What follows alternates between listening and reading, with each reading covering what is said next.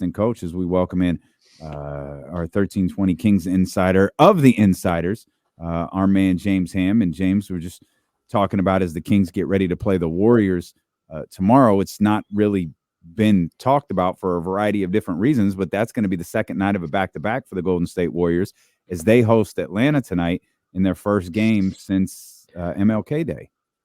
Yeah, I don't think we know what the Warriors are going to look like, right? They've been through some trauma as a group over the last week and a half, whatever it is at this point. Tough going, Yeah. it's part of life. You don't usually expect it to be a huge part of sports, but you can't ignore like how impactful this is. You are really a family when you join up with a basketball team, and these guys spend so much time together. It's crazy. And to have something like this happen, and not just happen like randomly, but like happen at a team dinner or whatever it was, Yeah. like this was on full display. So like huge loss for them, a huge loss for the international basketball community. Very, very well liked, well respected coach, and but got to get back to the games at some point, which is unfortunate for these guys. But yeah, it's got to be about the basketball at some point. And it's got to be about the basketball at some point. I guess that's the way to transition to the game tomorrow night, where it's the Kings and the Warriors. And Hammer, you talk about you don't really know what to expect from the Golden State Warriors for a variety of reasons. We mentioned MLK Day. It dawned on me this morning that was Draymond's return game, and that was the story. And how quickly that story isn't a story anymore because of what they've been through since then. From our perspective, from the Kings' perspective, it's they can't focus on all that. Of course, Mike he's going to go through his own emotions tomorrow night, seeing that coaching staff and going through all of that himself. But from a team's perspective, I have no idea what to expect from the Sacramento Kings tomorrow. It seems Yeah, De'Aaron Harrison Barnes, they said all the right things today, but I have no idea what we'll see. yeah, it's really interesting. I haven't seen all the clips. I did see De'Aaron talk. Of course, that was they held practice at noon today. I can't make it down for noon practices getting out of the Yeah. show. But I did see Sean's video of De'Aaron. He looked like normal everyday De'Aaron.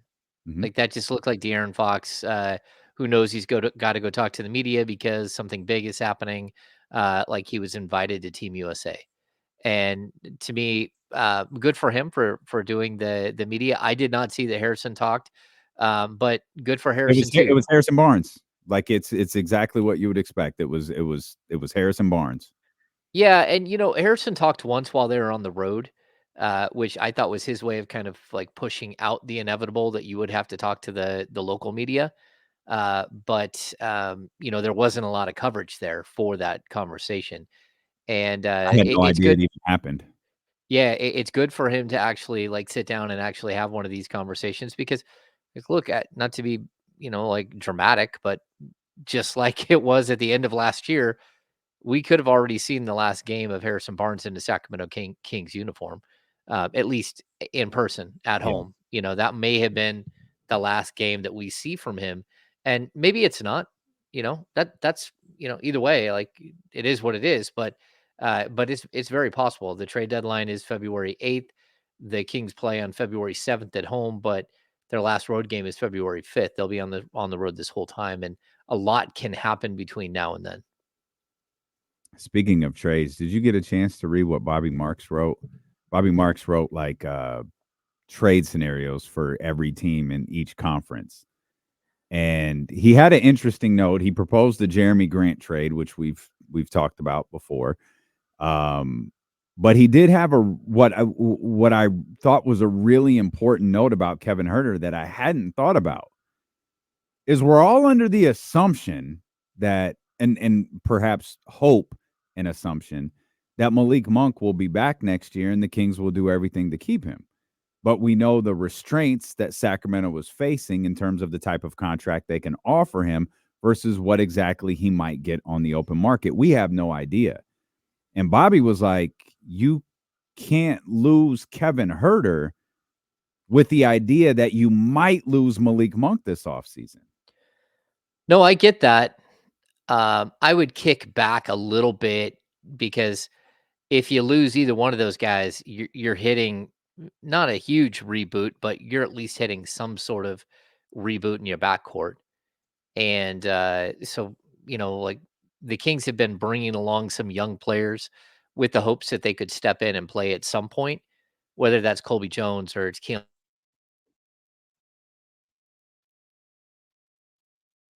That's an official ham freeze right there. That is an official ham freeze. 307.58. If anybody had it, 307.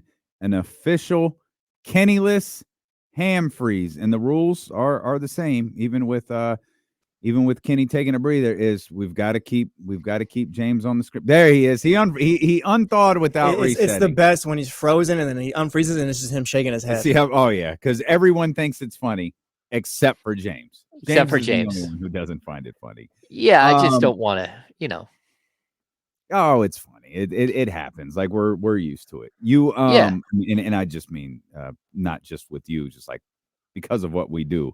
It happens a lot. Still doesn't beat what happened to Joe Davidson that one day when he was on the phone. But you were talking about the Kings bringing young guards along.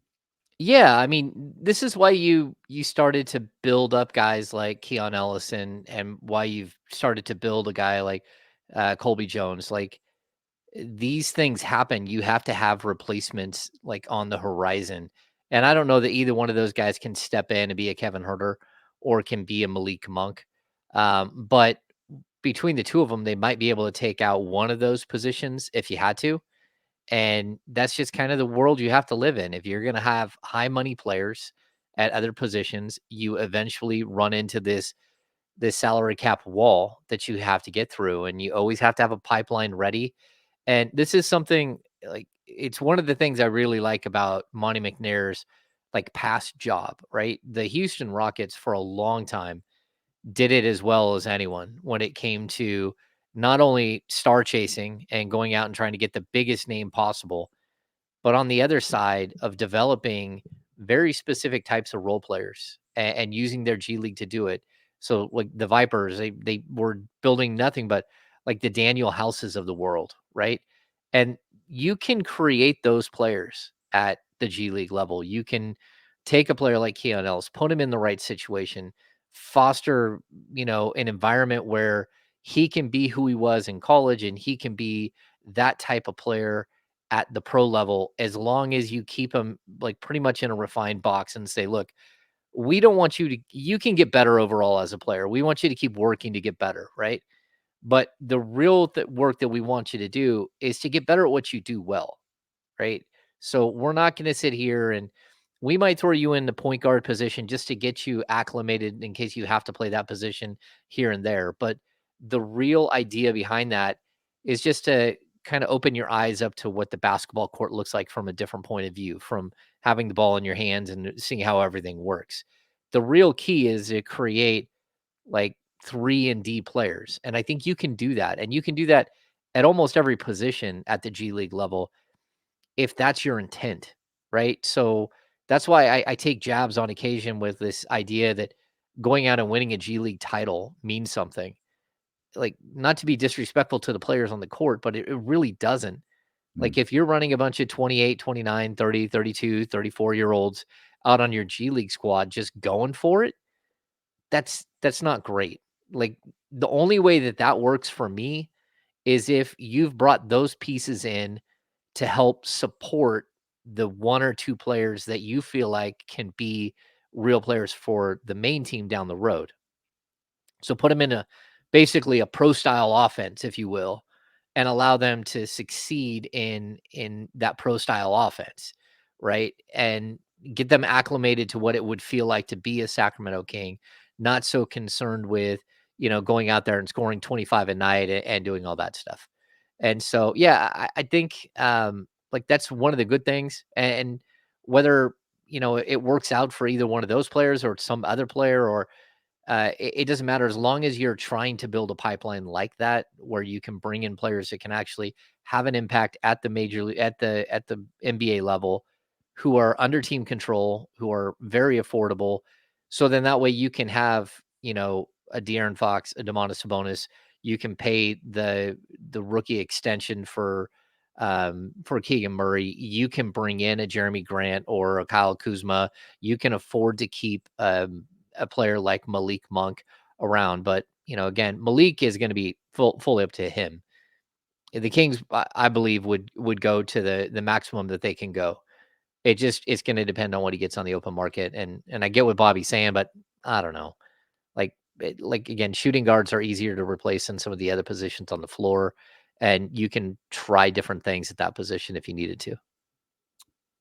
I disagree a little bit, but I want to stay with the G League thing for one more second. Do you think they'd be, and this is just us talking, would they be better suited to like not have like a championship and a playoffs? And I mean, I get why you keep records, but would you be better suited just getting rid of all of that stuff so there's no incentive to try to go win one and you actually focus on the development of these guys? Well, I don't know, but what's the incentive anyways?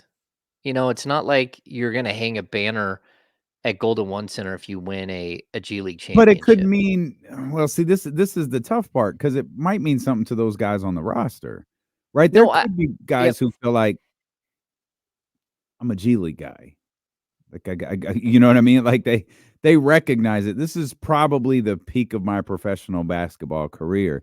If I have something to show for it, G League title, there's a championship. Why not go win it? No, I mean, I don't think you want to take away that sort of carrot, but I don't think that should be your franchise's goal. Like winning a summer league title, it's fun. It's cool, especially if you're Summer league titles are awesome. yeah, I mean, but I would say that summer league titles are almost more important than G League titles because a good portion of your G League guys are never going to see the pros. And Mm. even like the top end of what you have at the G League, the guys that you are spending money and time on, like again, like Keon Ellis or Colby Jones, like those guys, I don't know that you can't get like the same joy out of the summer league experience. And a lot of times at summer league, you do have your top tier prospects there.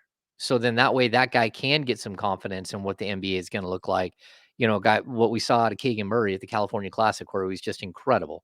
Right? That's a good thing for him to be able to expand his game. You don't see that at the G League. There isn't a top 10 pick that's going down to the G League and trying to get a whole bunch of burn and coming back up after 25 games and saying, "Hey, look what I did at the G League." It's more of a place where guys are it's a proving ground for players. And to be honest, I think that a lot of it's flawed. There should be a way that you can call players up and send them down just like Major League Baseball has. There should be a way that if the Kings needed, if they had a big trade or if they had a rash of injuries and they needed a Stanley Johnson to come up for 3 games, or Jalen Noel, any of those guys, like come up for 3 games, go back down, but still retain their rights. To me, that would make a lot of sense. Just the way that it's structured now. I mean, there's a lot of things I would change. I would add a third round to the draft, especially if you're going to go prime time. Add a third round, add a couple more two-way players, invest a little bit more in that product. So then that way you do actually have an ability to have players find success and that success lead directly to an NBA call up that of course would lead to something else for them. My only concern with that is, I'm I don't want to say fearful. That's a bit dramatic. That we might get to that point, and I feel like it happens now. Like you're gonna these kids, and I recognize this sounds stupid in today's climate. Some of these kids like leaving school, to be a third round pick in an NBA draft, and I know a lot of them are getting advised to do it, and a lot of kids have their own reasons to do it. Like, man, that ain't it. Especially with NIL money. If there's like any way you could like just go to class, like stay in school, like don't willingly go be the 90th pick in the draft, My concern especially as is like a freshman. no, I get what you're saying there. But there are, 40, 50 players that go undrafted every single year that put their Right. name in. Yeah. right? My concern is actually something totally different. My concern is that it's viewed as the WNBA, how the WNBA was viewed maybe a decade ago, where you're putting a lot of money into something and not getting a lot of money back out.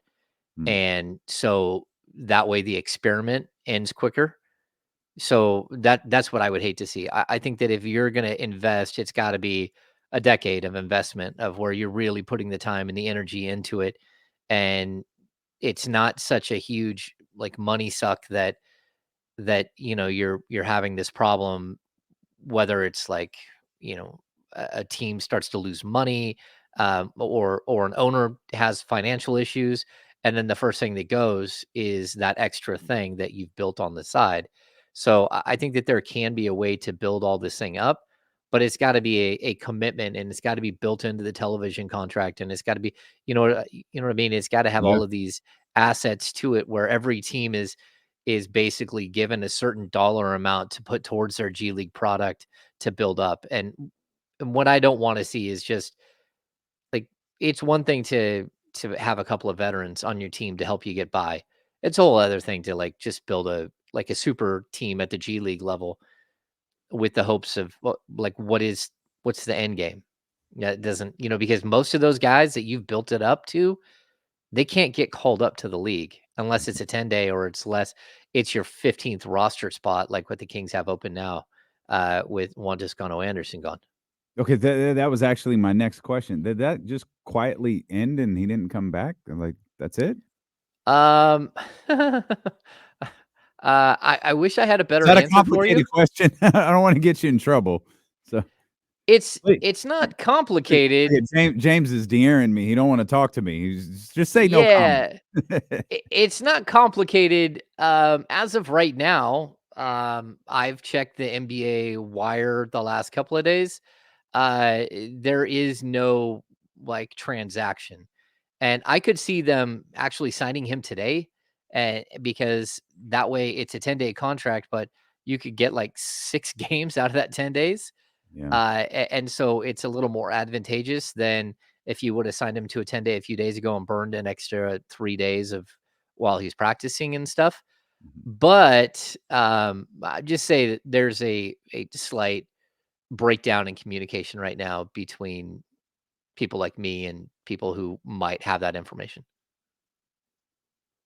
So James can't go one day without pissing somebody off, I swear. Ain't that the truth? That's the facts right Uh there. I also now I wanna be clear. You said the shooting guard position is probably more easily replaceable than, a playmaker like Malik, but I don't wanna give the impression I don't think Kevin Huerter is super easily replaceable, particularly from a young player on this team. I think having Kevin Huerter here, especially in Malik's absence, is major. I'd like to see them both here, but I had never really thought about it the way Bobby Marks, wrote about it and about Kevin. You've got to have some assurance at that two guard position. I would very much like Kevin Herter at the two guard position over Kobe Jones or whoever you want to pick and throw into that spot next season. No, I If get what Malik you're isn't here, I get what you're saying, but that wasn't my point. My point, to clarify, it's the shooting guard position is easier to fill than other positions on the floor. And like we've seen for the last, like, I don't know, decade, that the Kings have had trouble finding that other forward. Mhm. Finding a center that's impactful is difficult. Finding a point guard is difficult, right? That fits your system. Finding a guy who's 6'4" to 6'6" and loves to shoot the ball, there's a lot of those dudes around, and that's what I meant. And I don't think by any stretch of the imagination are either Kevin Herter or Malik Monk as individuals like easily replaced. Mhm. But if I had to choose a position that I could replace somebody, it might be that position, because you can go If with a it guy like, lands from Jeremy Grant.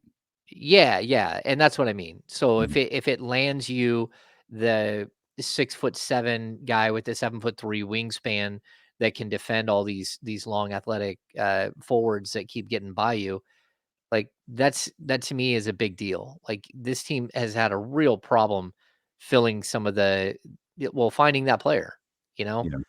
It's got to be more than long and athletic. It's got to be long, athletic, and can play. And it's not an easy thing to fill. And so, like, I think as the smaller you get at positions, except for maybe the point guard being such a crucial position on the floor, but the smaller you kind of get, the shooting guard position to me has always been one that you should be able to fill, right? You should be able to go out there and find a shooting guard. And that, again, it's not to disrespect either one. Finding a guy like Malik Monk is way more difficult than finding a starting shooting guard, in my Mhm. opinion. Like I've told you this before. Like I've written a piece called Searching for Bobby Jackson, basically playing off the idea of searching for Bobby Fischer, the chess champion. And I thought that Jeff Petrie spent the last half of his career in Sacramento searching for the next Bobby Jackson and never found it. Like Mhm. the Quincy Doobies of the world, the Jimmer Fredette's of the world. I think Isaiah Thomas, but then Isaiah Thomas becomes more to you than that. And like there was always this want to find this player that could do what Bobby could do. And it's just a rare player that can handle the ball, can set up some guys that can bring that type of energy and who will accept that role. And to me, guys like Jamal Crawford and Lou Williams are just so incredibly valuable. Even Jordan Clarkson, like super, super valuable long term to a team. And Malik Monk fits right into that mold as long as he accepts that role. You talk about bringing that type of energy. You were talking about that stretch forward, shoots a lot and can defend, or that wing player. You didn't really say stretch forward, but that wing player who shoots a lot and can defend. With energy, with Malik, it feels like there can be. We saw it, I think, a bit with JaVale the other night. There can be your favorite player. There can be a domino effect to energy, right? Malik does it regularly. JaVale did it with the crowd. You felt like a little boost there, even though the Kings had the game pretty well in hand at that point. Do you think that's the case with defense? Because we keep talking about a defender, a defender, a defender. Like we're literally talking about one person. Is one person going to come in here, a potentially really good one? Could one person come in here and create a domino effect that you have this one really engaged, really, really good defender and it boosts everybody else's defensive efforts the same way, we talk about the energy of Malik Monk? Yeah, I mean, I think that can be the case. I think we've seen it with even Keon Ellis this year, where he's brought a defensive energy that was different. But I understand what you're talking about. You're talking about bringing in one player. You know, the question used to be OG Anunoby because he was like sort of the dude out there that everyone wanted, including myself, for this roster. But and I think he could have done a lot of work. And I think Jeremy Grant could be a really really strong defender for a team like the Kings. But I think it's the impact that it has on the players around them. So if all of a sudden Keegan Murray isn't your best perimeter defender, but Jeremy Grant is, then you have Keegan Murray to use on the second best player that they have. And if you find a really, really good defensive guard, and that's where I kind of just throw it out there that I think you can find other types of guards that would play really well in this system and help you. If you could find a defense only guy, right? So like a Royce O'Neal who hits a three, but realistically, his only job is to play really, really stout defense at the shooting guard spot. That takes pressure off of everyone. It takes pressure off De'Aaron Fox because he no longer has to defend the toughest guy. It takes pressure off Domantas Sabonis because now he's not going one-on-one with a guard running downhill that beats somebody on the perimeter. It takes pressure off of both your forward positions because all of a sudden they're not rotating all the time as weak side shot blockers. So there is a trickle down that can happen with one great defensive player. And let's be honest, like if we look at the 2002 Sacramento Kings, there's only one plus defender in that starting lineup. There's some guys who are okay defensively. Peja Stojakovic was okay. Chris Webber was okay. Position defender Vlade was okay. Mike Bibby was not. But Doug Christie was the one guy, and look how much that pressure that took off of everybody. That's who defended Kobe Bryant. That's who defended Allen Iverson. That's who defended anyone who could score 30 points a night on the perimeter. It was Doug. And so, yeah, one guy can have a lot of things that you're looking for. We'll come back. James Ham of the Insiders here with us the rest of the hour. We'll talk about something Mike Brown brought up to you guys over the weekend that is really becoming glaring when you watch basketball every night. The Pelicans put up 153 points, and what the Kings did last year just doesn't seem to be special anymore. We'll talk about that. We're dealing with Casey with our man James Ham. Return here on Sacramento Sports Leader ESPN 1320. Clear. Oh man. Are the doggies getting along, James? No. Oh. Well, they're separated. Well, that's unfortunate. Yeah. Well, not all three of them. Okay, so the pug is like he's Switzerland. Like he's the Rudy Gay of the group. Everyone gets along with the pug, right? Although I think it's more that the corgi doesn't know the pug is a dog. I think that's probably the bigger thing. She understands that the golden retriever is a dog, but the pug is something else. He's just a little blob that snores and is lazy and is weird. So who's beefing? The corgi beefs with the golden retriever. Oh, I love the golden. And then it starts a dogfight. Oh. So, yeah, it gets out of hand. And then the pug tries to get involved because pugs are like that. So he's like Scrappy Doo though. He's like he runs over and he'll run into the other two with his head, or he'll try to act like he's part of the fray because I think he thinks it's fun. Like he doesn't know what's going And on. they're playing, yeah. Yeah, and the play is not play now. It's like the little one gets too anxious and like attacks the big one, and then the big one doesn't take that, and then it becomes like a big ugly mess. Oh boy. So it's just stressful for the wife. Oh, I bet.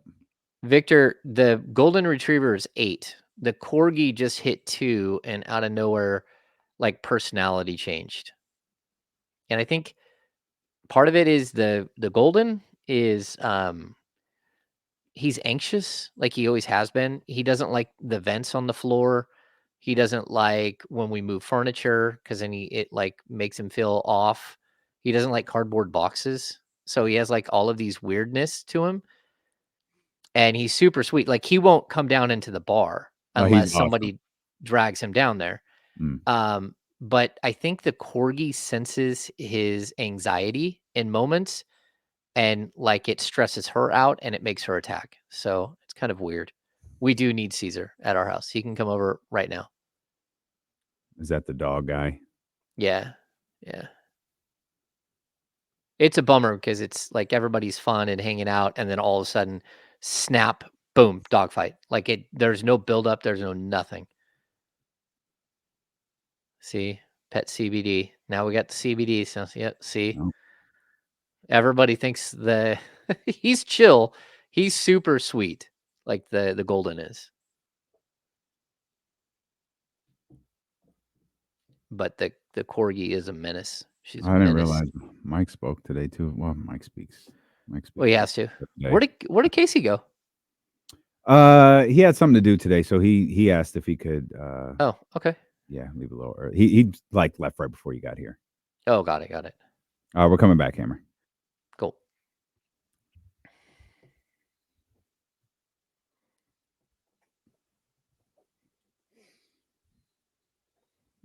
Casey's on load management for the rest of the show. He's gearing up he's getting himself hyped up, even more hyped for the NFC Championship this weekend, which we'll talk a lot more about tomorrow and in the coming days. He will join me on KSFM, though, coming up here in about 30 minutes. But we're happy to hang out with our man, James Ham, who's with us every Monday, Wednesday, and Friday here on Dealing with KC. And, of course, Monday through Friday on the Insiders with Kyle Madsen, and this week with Jesse Tapia. Mike spoke to you guys this weekend as the Kings. It's a really weird stretch for the Kings. I started to look around because even without, the circumstances in which the Warriors, canceled 2 games, their last scheduled game was like Saturday, and their first scheduled game since then is it might even been Friday, is tonight.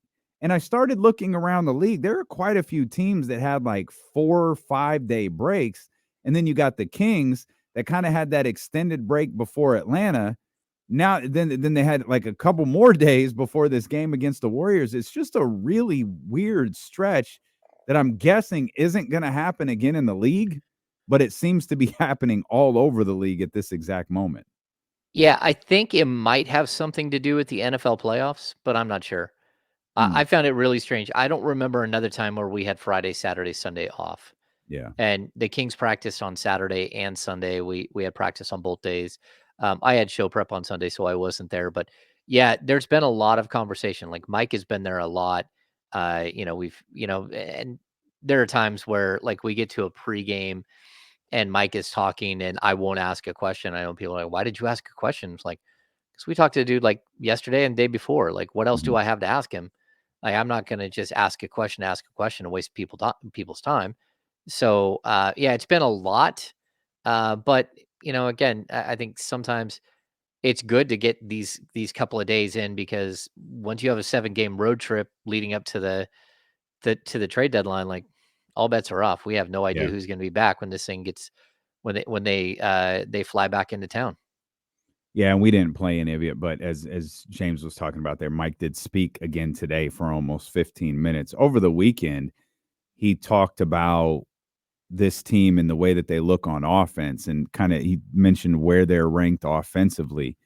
And you look around the league, James, and what they're doing, what the Kings did last year is just the league this year.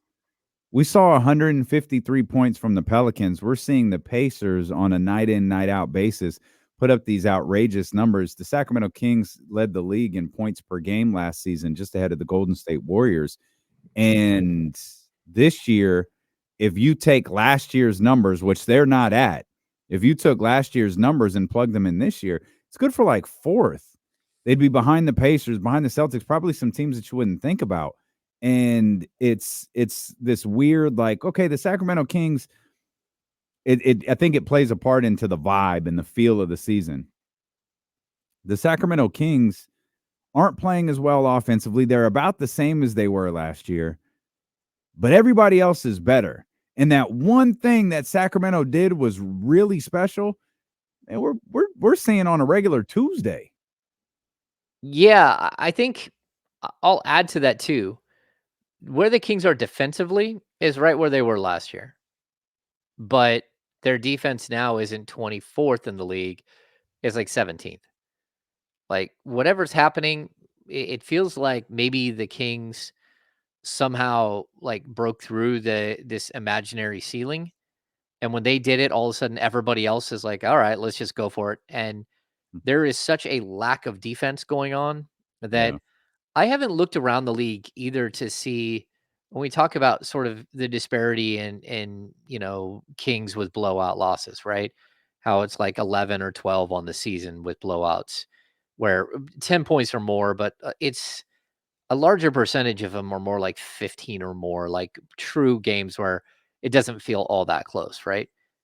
I haven't looked at other teams to see if they're all having the same thing. But I'm gonna guess that there are a lot more this year just on the league as a whole, because what we're seeing is this, like, offensive revolution that it's just wild. I just looked at I think last year the Kings were at 118.6 or offensive Mhm. rating. 118.6 this season is 8th. It would be 8th best. And again, like that's offensive rating, and the Kings are at 116.5. So they are off considerably, you know, from last year's numbers, which is why they're 12th in the league. But their defensive rating is 115.8, and 115.8 again is 17th in the league. 115.8 last year, and uh like last year's defensive rating was a 116, and that was good enough for 24th. So their defense is almost the same. It's point 0.2 better, and that's not point 0.2 is, that can change from one night to the next. Um, the offensive rating is is a little off because it's down a full 2 points per game. Um, but especially if the league as a whole is doing that. So I would like to see their offense go back to what it was. But let's be honest, like Keegan Murray got off to a really bad shooting start. And um, not only that, but not only did Keegan get off to a bad shooting start, but so did Kevin Herter. And, Mhm. so like a lot of these guys weren't playing to their potential or weren't playing to the player that we saw last year. Yeah, I didn't go through every team in the league, but I looked at teams around Sacramento, maybe a week or so when the double digit loss was a big conversation. And there wasn't a massive disparity between the Kings. The Kings from the maybe 6 or 7 teams that we looked at, they did have more. It was maybe to the tune of like 11 to like 8. Right? It wasn't like 11-5 or 11-4. And this is with teams like Dallas. This is with teams that are kind of in the vicinity of where Sacramento is record-wise. The number that stood out, though, was the 20-point losses because Mhm. they had, I think, the 230 plus to the Pelicans. And at the time, they had, and I don't think it's changed since then, they had like 2 or 3 other 20 plus point losses that had put that total at 5. So you had double digit losses at like 10 or 11, but 5 of those were by 20 plus. 2 of those 5 were at 30 plus. And that was the part that was like, what are we looking at right now? It's what brought their, it for it like 3 games, it felt like their point differential was 0.0. Yeah. It just broke even everywhere. They'd blow someone out, they'd get blown out, and it ultimately just ended with a point differential of nothing. Yeah, and I think that's where the Kings have been at almost all season long, like neutral or a little bit under, just because some of the losses have been so egregious and a lot of good wins. But I don't think that they haven't had like the drag a team like 40, 45 that would sort of sway that thing huge one way or another. Yeah, it's just an odd season. Like I don't if like we keep getting these conversations with Mike Brown, right? And how many times can you ask him the same exact thing? Like, what is going on? Why do we have these big swings? But I think it's really tough as a coach when you're trying to figure out what's wrong with the team and you're trying to show them like how you can improve. But but some of these tapes are just so bad overall, and there's no way to use them as really any some type of teaching tool. And then we get to this set of games here where they lose 3 and they win 1, but all of them are reasonably close games. You can go through and teach so much. Like this is what we're talking about. This is the finer nuanced stuff that we need you to do. We can't have you drop to here. We need you to drop to here. We can't have you like lead a player to the middle of the floor. That's not our defense. We always push towards the sidelines. If we're gonna do this, then I need if we're gonna have like push a guy way out, then I need to have somebody having like the weak side shot blocking position covered. Like all of these little nuanced things where you can actually show somebody where they made a mistake. At least you have some of that game footage now because before you didn't. There was too many games where it just like it was bad basketball one way or the other. Like Mhm. somebody played bad basketball, whether it was your team or it was the other team, and it made the tape like not even watchable at some point. I know there is something that Mike says all the time that we're more concerned about ourselves and we're studying what we're doing wrong. And I get that. But there's also something like when you beat someone by 25 and your offense was moving perfectly the whole game, right? Like, how much are you learning from that? Is that just really bad defense? Or is that your offense was so good? Did you hit 5 shots early on and broke their spirit, and then the whole game just snowballed out of control? Or was it, was there a reason why you guys were able to have so much success? And at the end of the day, that's why you like close games, and that's why I think the Kings had so many close games last year, which made them really interesting on a nightly basis, but also it was really, really good training. It was really you just had so much good game footage to watch and ways to improve yourself throughout the season. De'Aaron said it today. Harrison said it today. Mike has said it. Domas and Malik have said it. They've all specifically said, we've got to finish games. We've got to finish games. why it's one of those things where it appears they're all aware of the issue, but they're struggling with exactly how to fix it. And it's kind of like you said for the beginning that you used the analogy at the beginning of the game. Did they hit a couple of shots and break your spirit? It feels like a couple of things go wrong at the end of a game and it breaks their spirit because they're all aware, from the coaches to every star player. They're aware of what's happening. It just appears they don't quite know how to fix it. Yeah, I mean, I get that. And I'd compare it to the 49ers, right? The 49ers throughout the whole first quarter of the season just thrashed everybody. It was like 20-point game after 20-point game, margin of victory. Like it wasn't all that close. Then they get to this group of games where they're missing some players and it gets a little tight, and they have a kicker who's young, misses a field goal, they lose to the Browns. You get to the Minnesota game, they make one stupid mistake at halftime, and then again, you missed a field goal. You had a couple of missed passes, and things went a little bit awry, and you lost there. Then you get to this other game where you just got beat flat out. You got beat. You reset yourself, and you came back, and you went right back to beating everybody by 20 or 30 points. There comes a point with most teams where learning how to win is a huge thing, and I would say that for the most part, this season, the Kings really didn't have to fight to win games. They either thrashed somebody or they got thrashed. So all of a sudden, you get in 3 games in a row that are super close. You just hadn't gone through the process of winning games. Like crushing somebody, yeah, you got into the process of that. But we all know when you crush somebody, that means that Keon Ellis and Kessler Edwards and Colby Jones and name that king is on the floor and in the last 8 minutes of the game. Those are good things because your starters are getting a little bit of rest, but at the same time, like your starters aren't learning anything from those 8 to 10 minute bursts. Then you get into these games that are close, that are tight, and you make mistakes. Maybe it's because you hadn't been there. You hadn't been there in 8 months, 6 months since the playoffs or before that.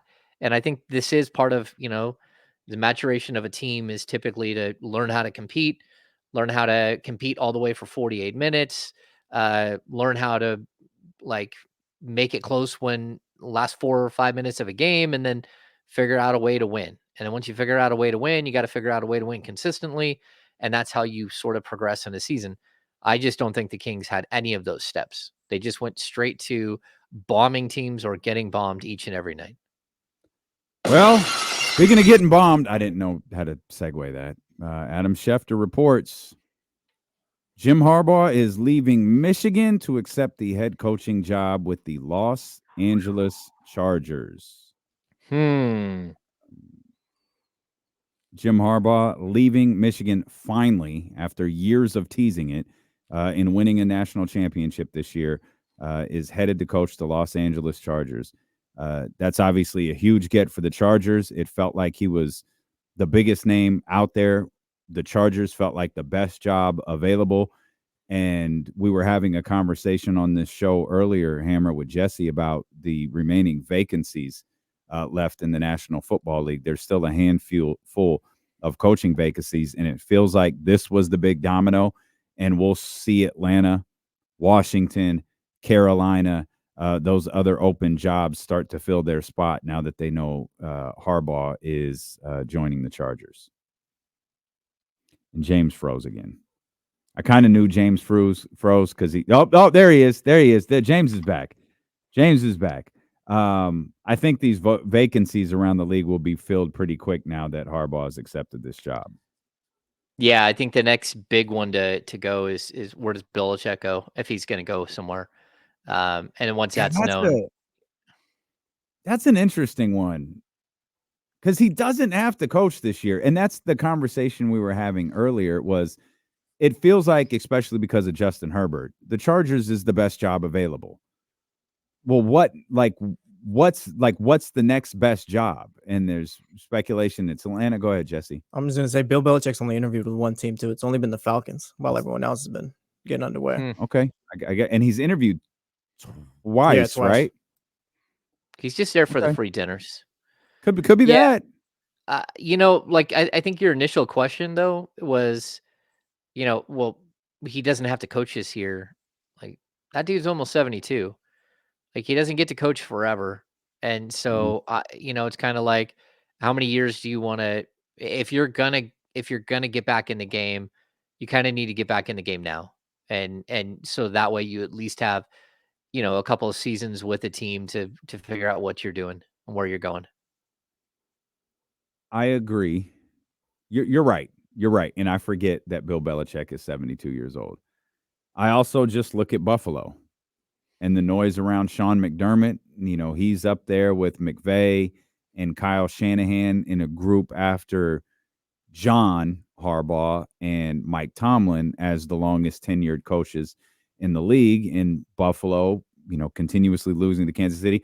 I'm not of the belief that Sean McDermott should be fired. I'm just aware of noise regarding Sean McDermott, and it makes me wonder what's the vibe headed into next season. And if you're Harbaugh, or excuse me, if you're Belichick, and you really don't like these jobs that are available, Jesse points out he's only interviewed with Atlanta. Maybe in the end you don't like Atlanta. Maybe you're holding out at the thought perhaps Buffalo becomes available sooner rather than later. If it's a risk, it's certainly a risk. But coaching a bad football team with the legacy that Bill Belichick has could be a risk as well. No, I get that. No, I don't think But Atlanta's a bad football team for the record. I just mean if you're taking one of these other jobs, like Atlanta's not Buffalo. yeah, yeah. And like look at, we're talking about a guy who's getting up there in age and like what if he does coach 5 years in Atlanta or whatever? Mhm. And then you got a 5-year waiting period to get into the Hall of Fame. I think it's the same for coaches. I don't know. Like he's a really good coach. I think he's probably the best coach that's ever been around the NFL. Maybe I'm wrong. But like He's in the winning his coach. discussion. Like, there's no question. Like, if you're having a conversation about the best coach in NFL history, Bill Belichick is in that discussion. Only a handful of guys are. Yeah, I would say too, the one thing that takes away from I think his legacy is that he doesn't have the tree, right? So there isn't Mhm. a big Yep. Bill Belichick tree where, again, we're still right now as we sit here, we're watching half of these coaches are part of the Bill Walsh coaching tree. They might be like really, really extended branches of the Bill Walsh coaching tree, but Andy Reid isn't, and I think even Kyle Shanahan isn't that far removed from the same exact tree. Like a lot of these guys are from that, and that's something where I just don't know. That's something that it should be part of his legacy, and part of the question you have about who he's been as a coach is just that he hasn't been able to pass it down. Where look around the NBA, like Greg Popovich coaching tree is huge. Even Phil Jackson has a pretty solid coaching tree. A lot of these guys, like they paid it forward so well, and I don't know the Belichick you can say that about. Yeah, his tree's rotten. That's what his tree is. Like, if he's got branches, they're just all rotten and have fallen off, or they produce poison fruit or something like that. It's terrible. Harbaugh really did have an incredible NFL record during his time with the 49ers, 44-19-1. Hmm. That's he's Jim's thing is always he's a unique guy. And if you're willing to as a grown if you're in that Chargers locker room and you're a grown ass man, you have to be willing to deal with the fact that your new head coach is a little eccentric. He's different. He's not Bill Belichick. He's not Kyle Shanahan. He's a great coach who's just a little bit different. No, he The approach is. is different. Yeah, but he's still a really good coach. And I think Absolutely. he's gonna make that a really, really strong program very quickly, because that's typically what he does. He's able to build a program really quick. I love when There we is talk no. about college coaches, we use the term program instead of Yeah, team. but Like I I get what you're saying, but I would say that even like the 49ers, it felt like a program with him. Like Sure. he was able to get the thing up and running like very quickly. And however it is that he does it, he's got an idea and an identity to what he does that that is able to be built really quickly. And so, yeah, I mean, I think the Chargers, again, that's the job that if I were a coach of his ilk and was wondering what should be my next job, like go give me the one with at least let's start with a frontline quarterback, and then I can Mhm. go from there. Got it. If I Yeah, don't have that, then I've got to search for it, and that can take you 2 or 3 years. and that's what Bill's gonna have to do if he takes the Atlanta job, because that's the position they don't have. There's an argument that they have a roster, but they don't have that position. Los Angeles has a roster, Mhm. and it has that frontline quarterback that you're speaking of. And shout out to our boy Antonio Pierce, because man, he's got his work cut out for him now in the division. I don't like him, but Sean Payton is there. They had a little turnaround at the Denver Broncos during the season. You have Andy Reid, for my money, when you talk about the greatest coaches of all time. You could throw him in there as part of the conversation. And now you've got Jim Harbaugh in your division. So shout out to Antonio Pierce, the new head coach for the Las Vegas Raiders, buddy, because you got your work cut out for you against those guys. Yeah, I totally agree. And like we were talking about the coaching tree. Is it crazy to say that that Kyle Shanahan's coaching tree is bigger than it's stronger than Bill Belichick's at this point? It's not crazy. It's accurate. It's Yeah, 100% accurate. it's I mean, it's look at wild. you look at the Texans. Hell, the Jets were a Super Bowl favorite when they had that goofball as the quarterback to start the season. Miami? Those are three Kyle Shanahan guys right there. That's incredible. It doesn't even speak to like his relationship with like Matt LaFleur, like that whole crew of like LaFleur, Sean McVay, and Kyle Shanahan. Man, that branch spreads throughout the NFL. Yep. Yeah, Those are definitely. good coaches right there. But Jim Harbaugh on his way to the Los Angeles Chargers. It's a big one.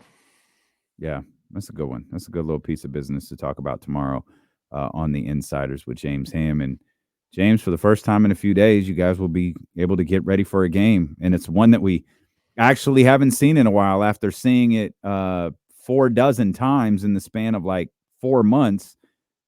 It's the Kings and the Warriors, I think, for the last time tomorrow night as part of rivalry week. I think it's called Rivals Week in the NBA. Yeah, I feel So like every it'll time we be, think it's the last time, they play him again. Every time. Like you're like, isn't this the last time? Nope, got 6 more against them, 7 more.